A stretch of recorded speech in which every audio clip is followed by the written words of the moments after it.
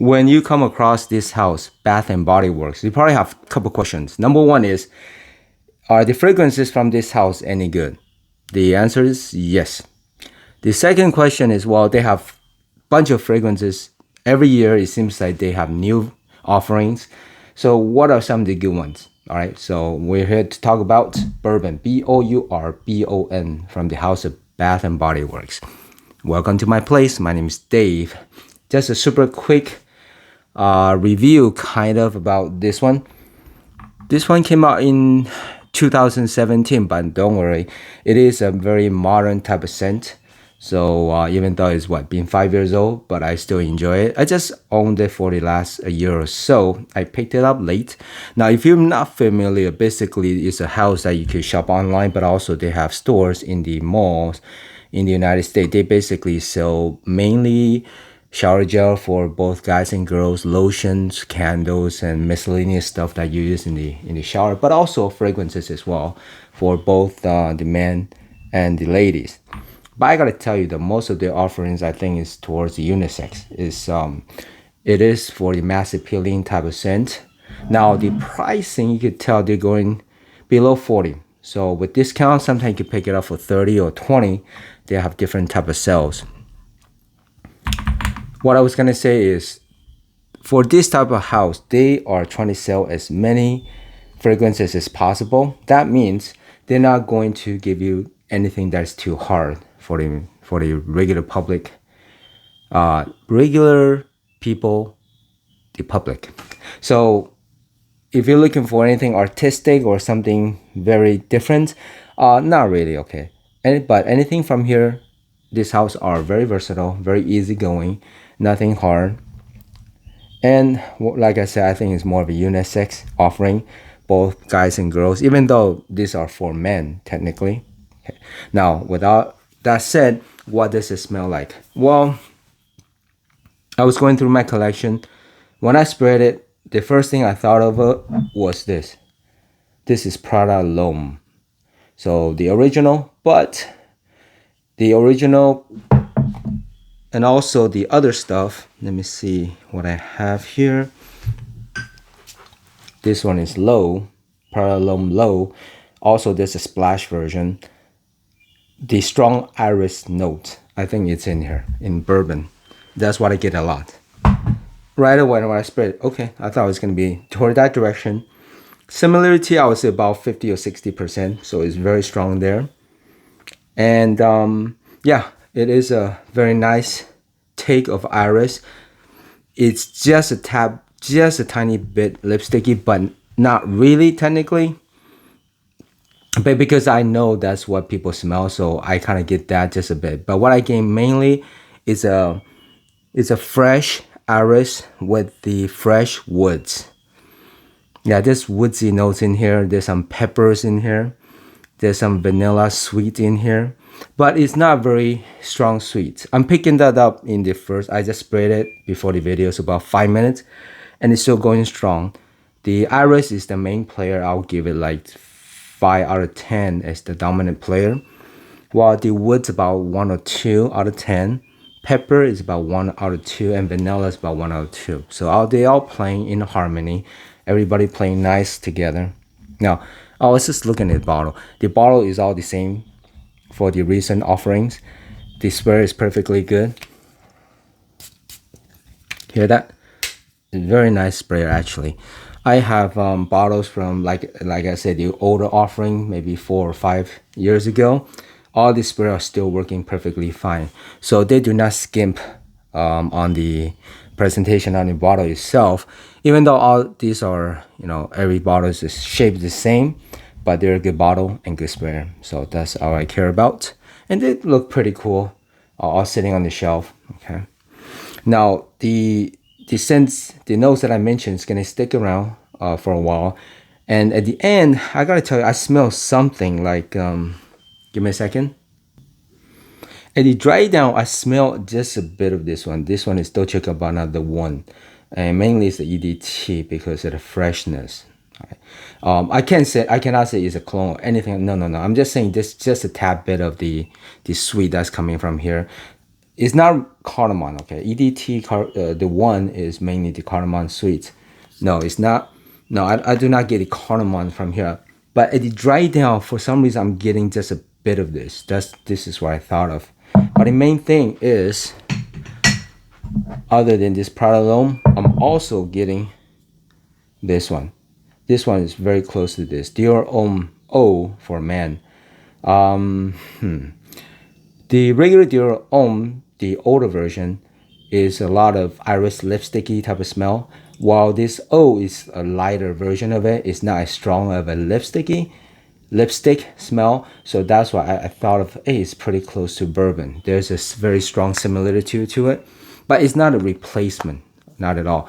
The O, to me, I'm smelling is a lot fresher. The iris is coming out, yeah, a lot more fresher, and also watery. Okay, watery is as opposed to the regular Dior Homme. What I'm talking is, I'm not gonna talk about this. Okay, review is for Bourbon. So at the dry down, I get a little bit of the one, just a bit, and the woods will come out more at the end there. Okay, and the vanilla sweet is died down at the dry down. Now the performance is good. It projects well, half an arm's length, no problem. It gives me at least 4 or 5 hours, no problem. It can probably go up to 6 or 7 hours. Okay. Now at times I would say, I did not mention a lot of notes in here, but the funny thing is, just when I think that it is a pretty simple scent, and yet at times I will pick up different notes that at different times. I'm not sure why that is.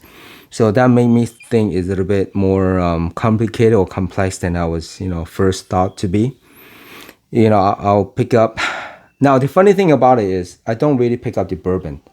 It's the name. I don't really pick up the alcoholic tinge. I don't pick up really any booziness. If there's any, it's probably coming across as on the fresher type of booze, but that doesn't really make sense to me. So yeah, I just don't pick it up. Hey, if you do, let me know at what stage you pick it up, in the beginning, middle, or the end, because I never smell any booziness. If you don't tell me the name of this fragrance, I never guessed it. Okay, so I haven't figured out why that is. Now, coming back to this, like I said, it was sometimes I smell it and I think it's complicated. I smell different type of citrus just in there. I'll smell a bit of citrusy in there, a bit of soapy, just a tad bit, probably from the iris. Okay, and the citrus, because it's freshness that's coming very strong, but I also think that the fresh is still from the iris. Yeah, so a lot of mainly, okay, I'm getting the woody. Yeah, the woodiness is coming up pretty strong, especially the dry down. So to summarize, it's not a complex sense, but now and then I'll pick up other type of notes that I did not figure out, I did not pick up before.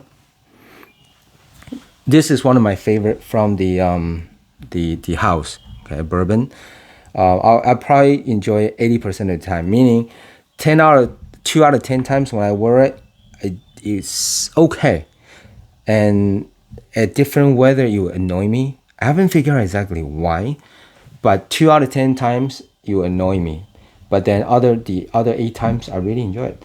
It's probably my top 2 or 3 from the house. Okay.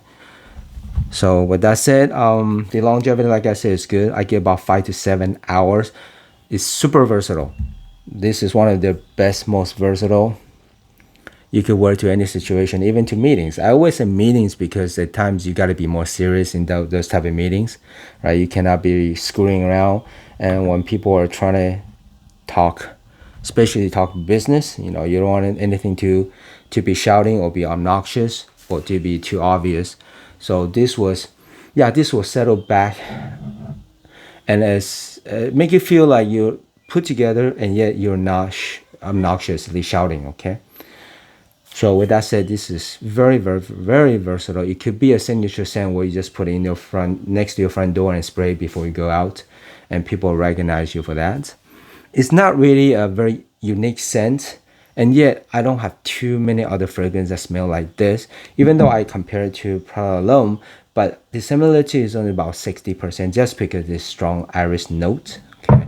and it's even less similar to the one Dolce Gabbana. Okay, so it's just kind of unique, and yet the DNA is not really one of those mind-boggling, brand new, genre of fragrance. No, not at all. So with this house, I don't think they're a clone house at all, but they will take inspiration of what is good right now, what is popular, what are the same profile that people enjoy, and they'll make their own version, and they make very nice version, especially for the price. Even without any sale for $40, that's a very nice price range.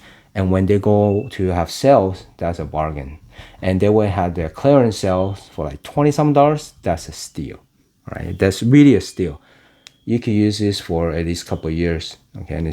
And so nice quality, and that's why I'll pick up one or two a year of their new offerings. And even now, I'll still be wearing their old offerings like the Ocean, which I have for a while, and Noir, and or IR Noir, which I really enjoy.